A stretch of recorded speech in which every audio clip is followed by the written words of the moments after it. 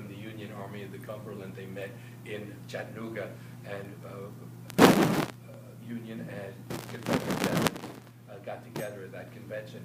He later traveled on to Atlanta to meet Captain Fuller, whose locomotive had been captured by the Yankee in 1862. He then wound up courting Fuller's daughter, Annie Laurie, and he wrote a series of love letters to her over the next 8 years. But look how he decorated the envelopes. Here's one of the envelopes. I've given names to these envelopes. They're owned by Wilbur Kurtz III of Madison, Georgia. We can just go through these quickly. Here's another magnificent piece of work on a letter that he sent to Annie Laurie. Washington Street is no longer an elite address. It's down in the area of Turner Field.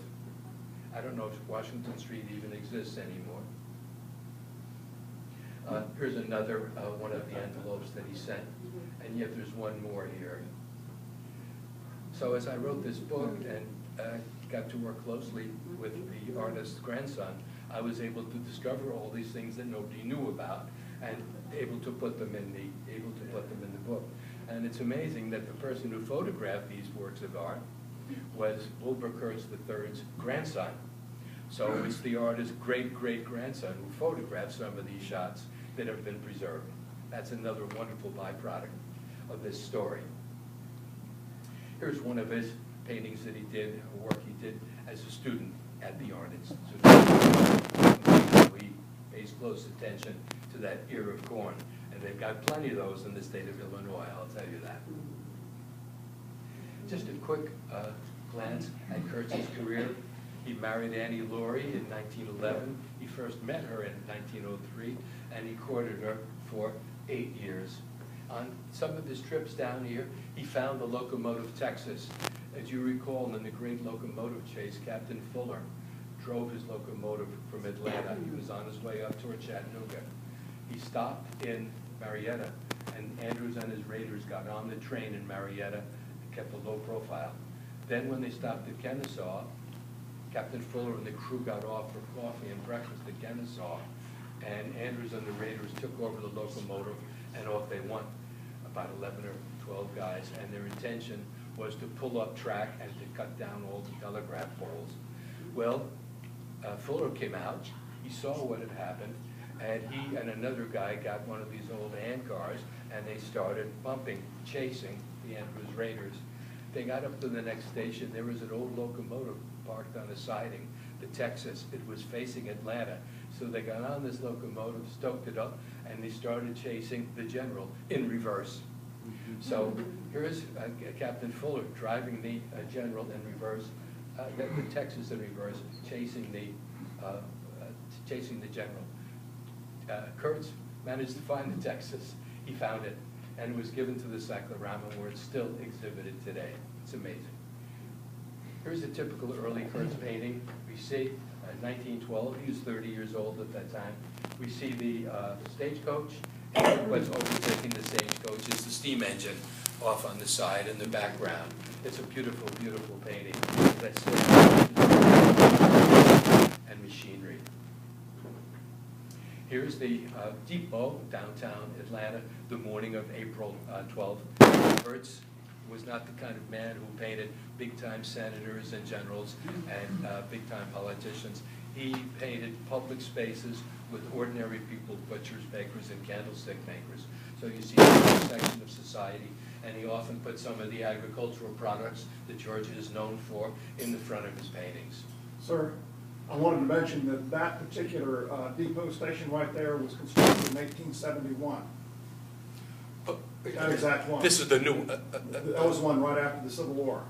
Because I've got postcards of that one. Kurtz, when Kurtz did the painting, he reconstructed as best he could the original.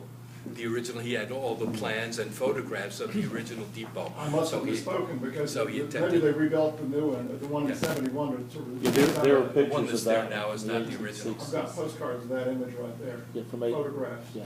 Never mind. Okay. This one was burnt by Sherman. Yes. And then they rebuilt another one. Here's Kurtz about the time of his birthday in the early 20s. Look at the cake eyes.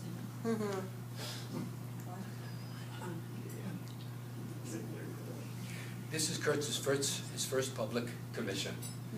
Remember, he made a living as a commercial artist, doing all kinds of jobs. He also specialized in doing bird's eye views of development projects. He could read the blueprints of a development in Florida. He read the blueprints of LSU University back about 1912, and he was able to draw a bird's eye view of those things. Is that house an authentic house that he painted, or is that a fictional house? I mean, do you know? This particular house? that particular picture. This is kind of a generic plantation house in South Georgia. So this was commissioned by the Women's Club of Atlanta. They still have a clubhouse, a beautiful old Victorian building, brick, about 13th Street and Peachtree and 13th Street. And he tries to give a cross section of the South. Oh, you see the slave arriving, and then they go blowing the trumpet, which carried a long distance, indicating that the trumpet was coming through. See the people waving. And then over here we have the other side. We have the slave wagon driven by black folks. And in the back, that's a cotton press, which was able to take the cotton that was shipped in and put it in bales for being forwarded on the railroad and on barges. Now, this painting, when I spoke to the person who answered the phone at the Women's Club, she had any knowledge that the painting was still hanging. And she said, "Sir, I've never even heard of this. I've never seen it. I've been a member for many, many years." So she said, "I'll check and find out." Oh, a series of phone calls led to a professor at Kennesaw State. And when they contacted her, she said, "I don't know, but if there's anybody who knows it's going to be Kurtz collector Russell Clayton, he would know about it."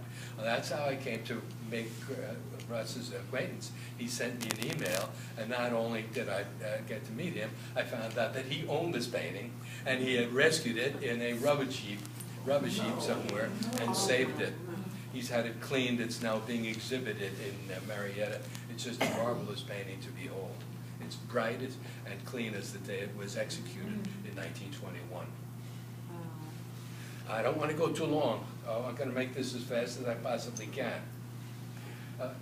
His second commission was for the theater in Macon, the proscenium arch above the main stage.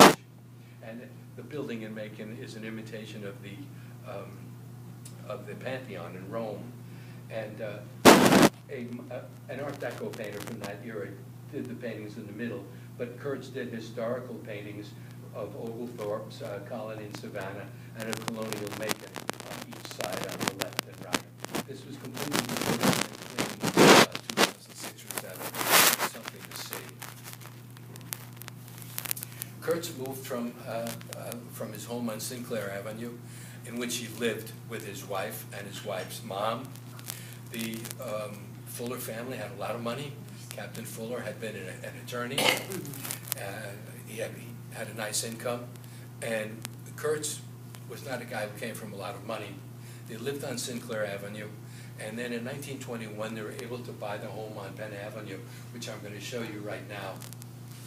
This home on Penn Avenue was built in 1921. They had 4 children when they moved in here, and their 5th child was born here. This is Penn Avenue, and going straight ahead from the bottom right, in the photo, that's 8th Street. So Penn Avenue dead ends. Where would Penn Avenue be? It would be 3 or 4 streets east of Piedmont. It runs north and south. It runs north and south. So it starts at Ponce, and it just goes 3 blocks to 8th Street. Wilbur Kurtz III estimates that his grandfather paid $5,000 for this house in 1920.